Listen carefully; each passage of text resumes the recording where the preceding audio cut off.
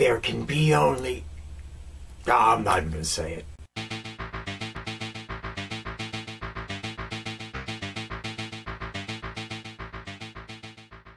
Okay, everybody, today we're going back to 1986 to check out a legendary motion picture. It spawned a series, it spawned a TV show, it spawned a lifestyle. Today we're going back to look at 1986's Highlander, one of the all-time great classic flicks of motion picture history. But before we go any further, you know the routine. Once and again, to the trailer. From another time comes a man of great power. You talk funny, Nash. Where are you from? Lots of different places. A warrior of incredible strength. You've the devil in you. We've been kinsmen 20 years. Connor MacLeod was my kinsman. I don't know who you are. Because you were born different, men will fear you, try to drive you away.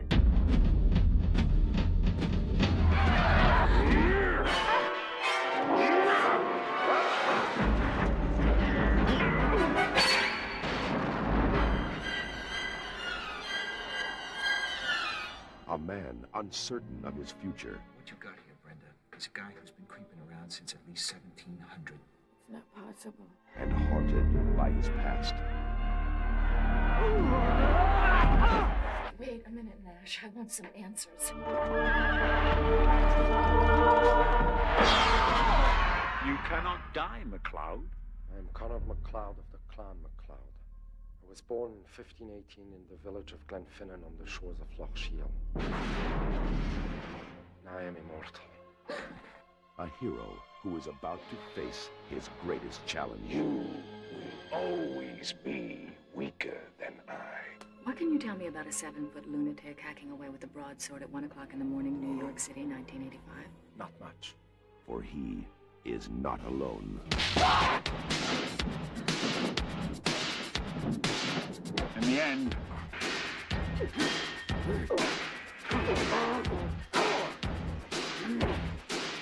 there can be only one.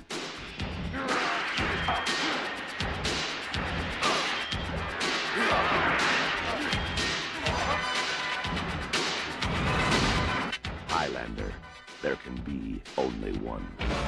Here we are, we're the princes of the universe. Here we belong, fighting for survival. We've come to be the rulers of your world.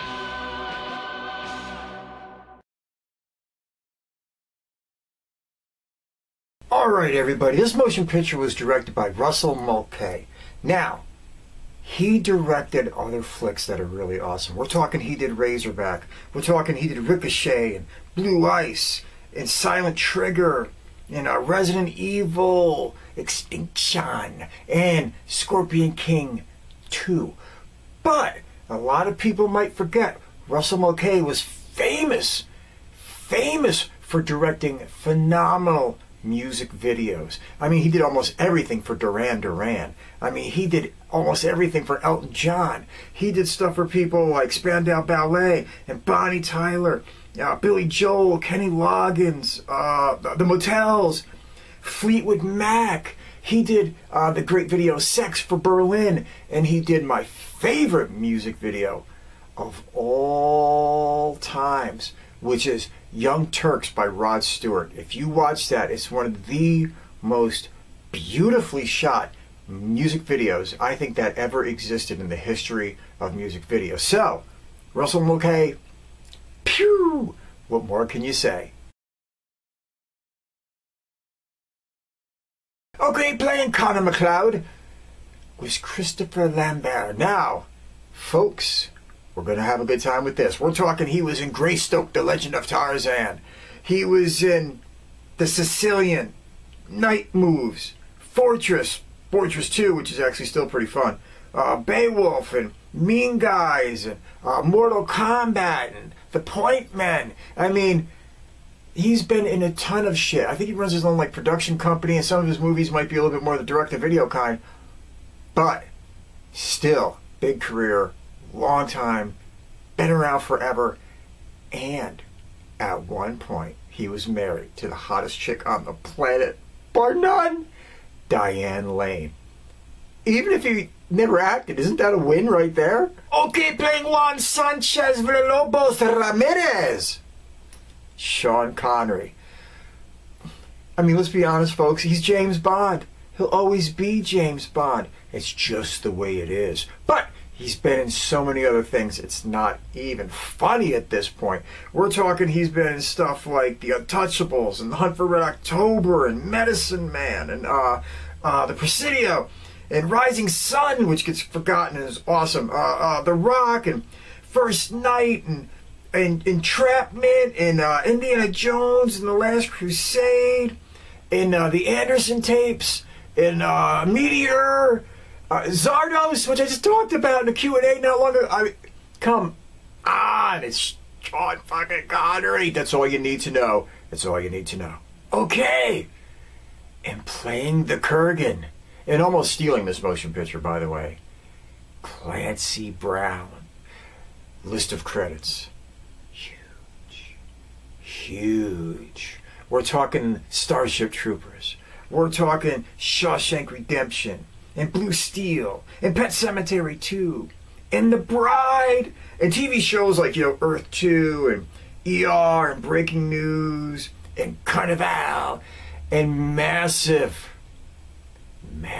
amounts of voice work. Massive amounts of voice work. As soon as you hear his voice in this motion picture, you're going to be like, that guy should be a voice actor. And he is. And his list of credits is fucked up long. That's all I'm going to say. Let's keep going. Okay, playing Brenda was Roxanne Hart.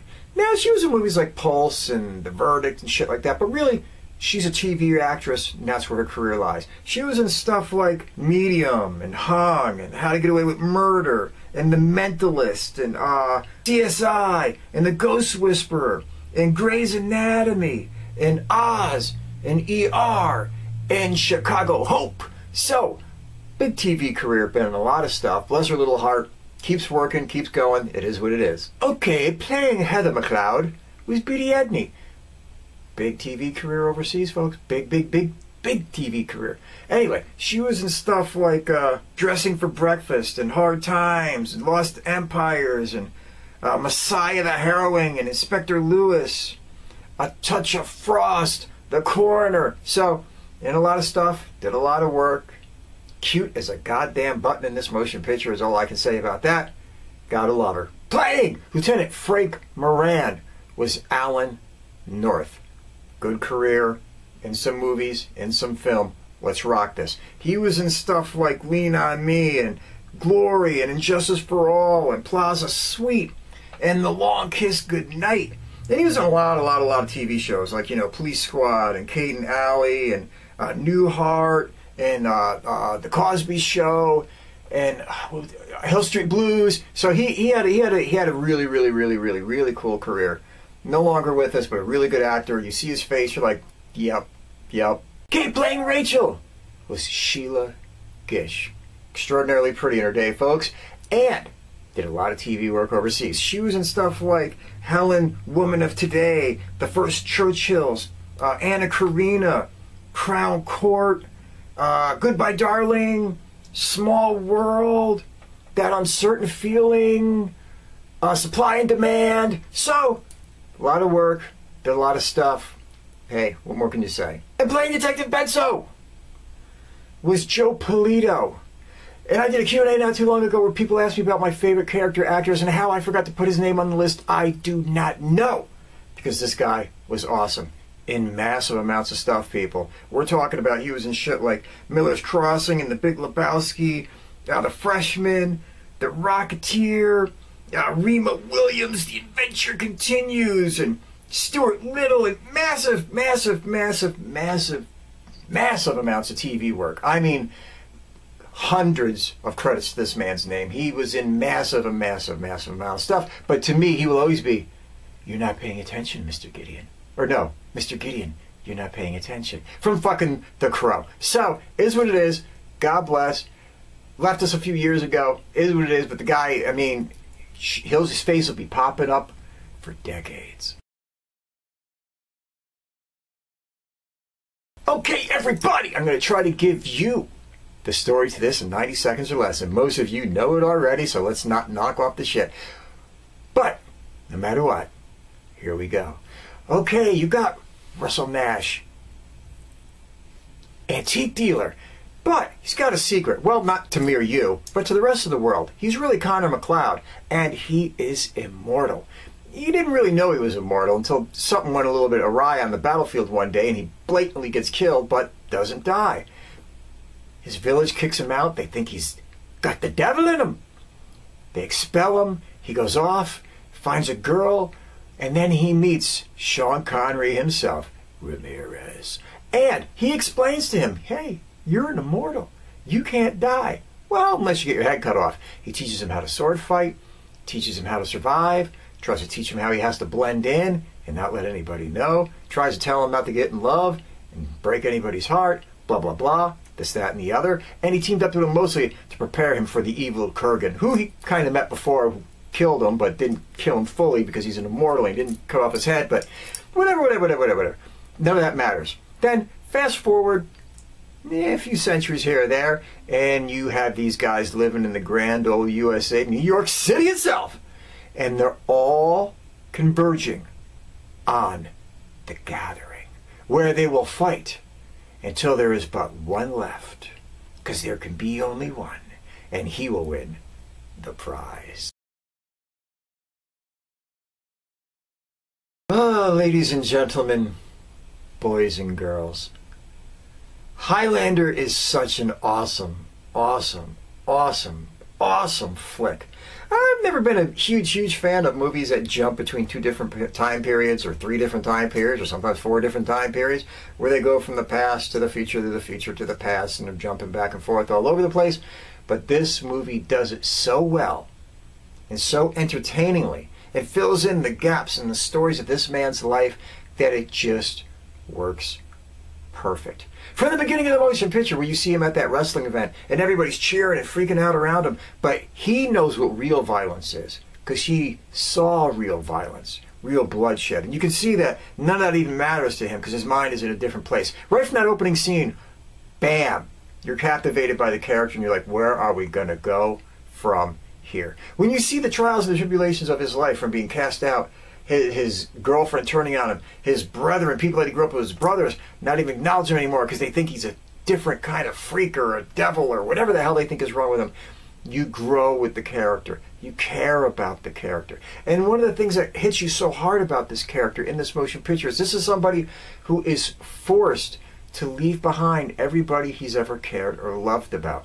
Immortality sounds great until you're the only one, and you have to say goodbye to family and friends and the woman you love, and you watch them grow old and pass away and die in your arms, in some quite heartbreaking scenes, by the way. And you just keep moving in an eternal cycle of loneliness or waiting to be alone once again.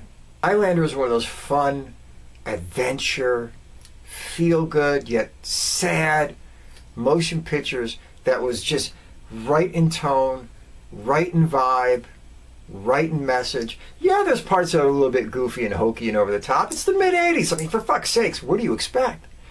But none of that matters or takes away from the final product, which is just a feel-good, have fun, awesome motion picture that can touch your heart, can break your heart, and can really leave you feeling so sad and tormented for the main character. Let's get to the brass taxes too. You're talking about a great cast of actors that did a great job in this motion picture. I gave you all their names a few minutes ago. It doesn't matter. They all carry their weight, and they all do phenomenal. Clancy Brown basically almost steals this motion picture. He is so awesome and entertaining as the Kurgan. When you see him in this motion picture, you are glued to everything he's doing. He went out there, folks. He went way out there in this motion picture, especially in the church scene. Everything about him was so over the top. He was enjoying being immortal. Where everybody else felt like kind of like a weight about it or something, the Kurgan was just like, I'm here to have the time of my life and I don't give a shit about nothing. And that's what he was doing. He was dark. He was sinister. He was funny. And the way that Clancy Brown played him, so over the top, so sinister and twisted, yet comedic and just gone, was Amazing. One other thing, too. This motion picture has a very distinctive style and look to the way it was shot. It really does. I mean, you can see things where Russell Mulcahy just literally, because this was still relatively early in his career, kind of still in that early phases, where he took so much of what he had put into music videos and put that kind of camera angles, that kind of vibe, that kind of stuff into this motion picture. And when you watch it, it's really shot unlike what most pictures look like at the time. There's a vibe to it, a cadence. There's almost a music video feel to it at times. But it just works, and it works on every level. Now listen, I know that Highlander has a big legacy attached to it. I know that Highlander 2 was probably the worst motion picture ever made in the history of cinema. I shit you not. Up there with like Blood Rain category. It was horrible. In the sequels, some were okay, some weren't. TV show, alright. But don't let any of that factor in to what you get to have in this motion picture. This thing really in your mind should stand alone, and you block out everything else, good or bad, and you just focus on this motion picture, because this motion picture really, really means something.